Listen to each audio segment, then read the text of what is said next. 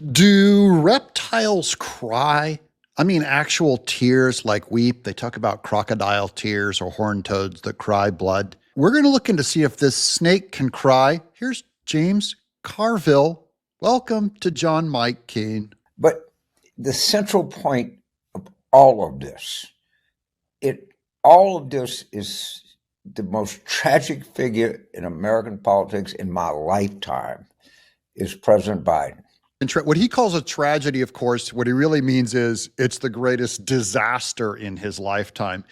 Here's Joe Biden in Africa, falling asleep during a meeting. You can't tell me that it would have been better for this guy, Joe Biden, to have not gone at all, instead of go on TV and look at him just collapsing before us on video. This is why they have to hide Biden, because it projects weakness. What does Putin think when he sees this?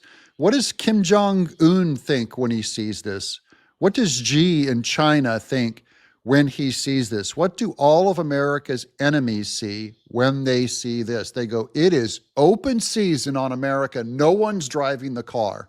Might be Barack Obama, might be Hillary Clinton, might be Hakeem Jeffries, might be any number of people. It is not Joe Biden. Speaking of Hakeem Jeffries, he completely dodges the question on the very unpopular Hunter Biden pardon. I just want to get your thoughts on President Biden's decision to pardon his son Hunter, and also how you feel about the White House potentially considering blanket pardons, and if those would be a smart move. I issued a statement with respect to the pardon issue, and that statement will speak for itself. That statement will speak for itself, so I went over to X and found his statement, Leader Jeffrey's statement on presidential pardons. He does not address the Hunter Biden pardon at all. He does not address the other pardons that the journalist was actually asking about, which are blanket pardons for people like Liz Cheney, possibly Anthony Fauci, Adam Schiff. He doesn't mention any of that. He just says that they should offer pardons for people who are thrown into prison for drug claims or things like that, that he thinks should be an opportunity for them. He does say in parts of Appalachia, which I know he doesn't care about Appalachia, but Appalachia, urban America, and the heartland. So he throws a little bit something there to the right. Or maybe he should go into some of Kamala Harris's incarcerations for minor drug offenses if he really wants to make a dent. Let's get back to James Carville playing woulda, shoulda, coulda. All right. So he said, "I'd never pardon a kid." Okay, I don't believe when anybody says I never had sex with that person, or I never pardoned my kid.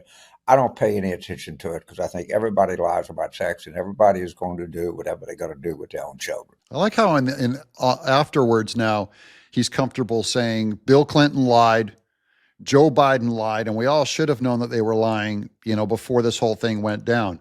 He doesn't say that before. So before, he goes with them on the lie. Now, afterwards, in hindsight, he goes, everyone should know that that's just a lie. Okay, thanks, Carville.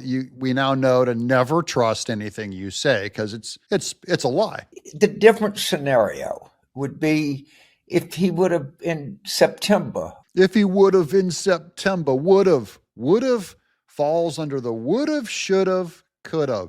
I like when Democrats look back, have regrets, and just do the would have, should have, could have, because it means they won't do anything about it in the future. I always, even when my kids say, well, you should have, or I would have, I just go, I only want to know, what are you doing today forward? I can't do anything about the past. And he's sitting there dwelling in the past. Of 2023, August, said that he wasn't going to run. God, we would have won this election. Would have won the election. Would have, should have, could have. Well, look at the reptile cry. And it wouldn't have been that close, because we'd have had so many freaking talented people that were running.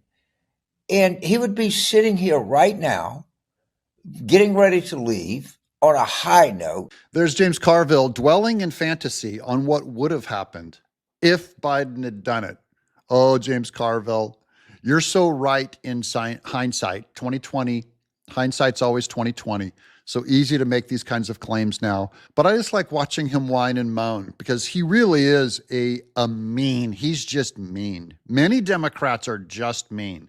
And James Carville is so ruthless that I'm happy to see him wallowing in the past. I hope he continues this for the rest of his life. And all the Democrats just wallow, would've, should've, could've. Never go into your own philosophy of pragmatism, of ends justify any means, to actually put to blame, which, by the way, you still believe ends justify any means.